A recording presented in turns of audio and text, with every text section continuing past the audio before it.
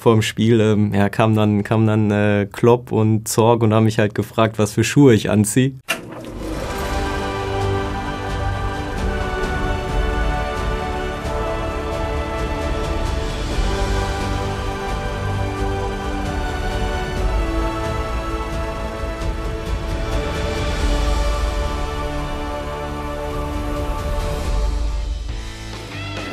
Marian Sarr. Als Jugendspieler von Bayer Leverkusen wird er 2012 mit der deutschen U17 Vize-Europameister. Dann gab es ein sehr interessantes Telefonat mit Jürgen Klopp und ja, dann stand eigentlich relativ schnell klar, dass ich zum BVB möchte. Die schwarz-gelbe U19 und die U23 in der dritten Liga, das sind zunächst die sportlichen Herausforderungen für den talentierten Verteidiger. Bis zum 11. Dezember 2013. Vor dem abschließenden Gruppenspiel in der Champions League in Marseille hatten sich Mats Hummels und Neven Subotic verletzt und Manuel Friedrich war nicht spielberechtigt. Wen also würde Jürgen Klopp in diesem entscheidenden Spiel neben Papa Sokratis verteidigen lassen? Also er hat es mir gar nicht irgendwie, ich sag mal direkt gesagt, sondern am Tag davor stand halt das Abschlusstraining im Stadion auf dem Programm und am nächsten Tag war dann das Anschwitzen morgens und beim 11 gegen 0 hat er dann meinen Namen gesagt als linker Innenverteidiger und war ich natürlich zuerst baff, aber innerlich habe ich mich natürlich unfassbar gefreut. Es ist das erste Mal, dass der 18-Jährige überhaupt für den Profikader nominiert wird. Und dann steht er gleich in der Startelf. In einem unfassbar wichtigen Spiel in der Champions League. Da könnte einem doch eigentlich schon mal das Herz in die Hose rutschen. Nervosität oder so kannte ich zu dem Zeitpunkt gar nicht, sondern war vor Vorfreude auf das, was kommt.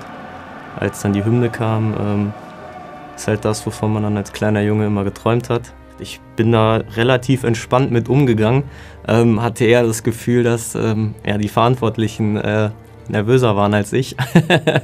Weil vor dem Spiel ja, kam dann Klopp und Zorg und haben mich halt gefragt, was für Schuhe ich anziehe. Da war dann halt irgendwie von deren Seite ja, mehr Anspannung da als von meiner Seite. Dann also sein Profidebüt und das gleich in der Champions League in einem Alles-oder-Nichts-Spiel. Mehr geht kaum. Trotz der Baustelle im Stade Velodrom ist es zugleich die größte Kulisse, vor der Marian Sarr bislang gespielt hat. Das war am Anfang auch schon so, dass ich mich da erstmal rantasten musste, dass ich schon manchmal das Gefühl hatte, irgendwie im Karussell zu sein. Hat halt eine gewisse Zeit einfach gedauert auch.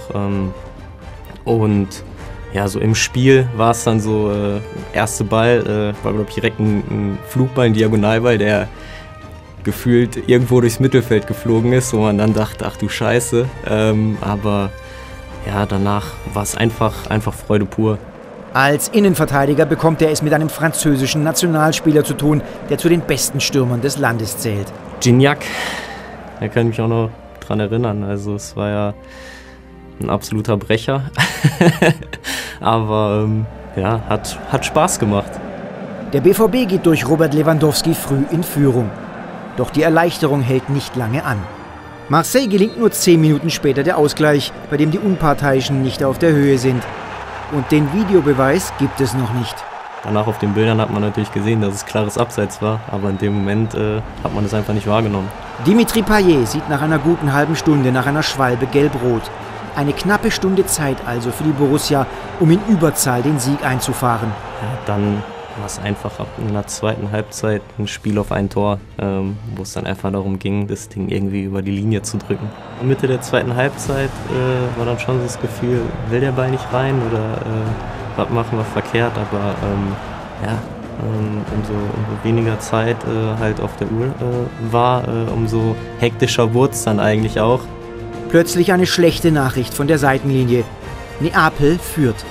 Das Unentschieden reicht nicht mehr für den Einzug ins Achtelfinale. Also ich habe, glaube ich, auch nicht einmal in der zweiten Halbzeit nach draußen geguckt. Deswegen, also ich habe das gar nicht so mitbekommen. Die 87. Minute. Kevin Großkreuz sorgt für die Erlösung. Freude pur einfach, dass da dann halt doch noch das 2-1 fällt. Und man hat, glaube ich, auch an den Reaktionen gesehen, dass ja, eine ziemliche Last einfach von den Schultern auch gefallen ist. Und ja, war hoch verdient. Ja, danach wurde es nochmal ziemlich hektisch. Und Marseille halt auch nochmal versucht hat, irgendwie noch ein Tor zu schießen. Ich weiß nur noch, dass ich irgendwie einen Konter unterbinde mit einem Foulspiel, wo ich mir noch eine gelbe Karte abhole. Als dann der Abpfiff kam, war einfach, konnte ich es zuerst nicht glauben. Und danach war es einfach Freude pur. Also, dass wir das Ding da über die Zeit gebracht haben. Ich habe es gar nicht so hautnah erleben dürfen, weil ich danach Dopingkontrolle hatte. Das kam auch noch dazu. Also auch Kabinenfotos und so war natürlich, ich sag mal, scheiße, dass ich nicht drauf war, ne? Dass ich nicht mitfeiern durfte. Ich war, glaube ich, so lange bei der Dopingkontrolle, dass alle schon fertig waren mit Duschen. Und ich danach ziemlich schnell unter die Dusche hüpfen musste, weil alle im Bus auf mich gewartet haben. Und wo ich dann im Bus kam, gab es natürlich gelaubten Beifall, dass ich es doch endlich geschafft habe. Es war natürlich nicht der einzige Beifall an diesem Abend. Er hat unglaubliche Ruhe ausgestrahlt, hat das auf den Platz gebracht, was wir uns ein bisschen mehr als erhofft, was ich mir ehrlich gesagt erträumt habe, dass das irgendwie funktionieren könnte. Er war sensationell cool am Ball, darüber hinaus tolles Zweikampfverhalten. Ich kann mich nicht erinnern, dass er irgendwelche wichtigen Zweikämpfe verloren hätte. Und ja, ich muss sagen, für ein erstes Spiel war das schon nicht so schlecht. Erschöpft, aber glücklich erreicht der BVB-Tross zu später Nacht das Mannschaftshotel.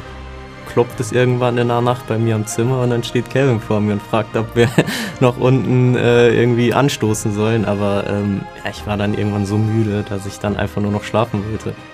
Die Champions-League-Nacht von Marseille, ein in jeder Hinsicht denkwürdiges Profidebüt für Marian Sarr. Das kann mir halt auch keiner nehmen. Das ist eingebrannt wie, weiß ich gar nicht. Also es ist einfach das Highlight bisher und ich hoffe einfach, dass vielleicht nochmal ein weiteres dazukommt.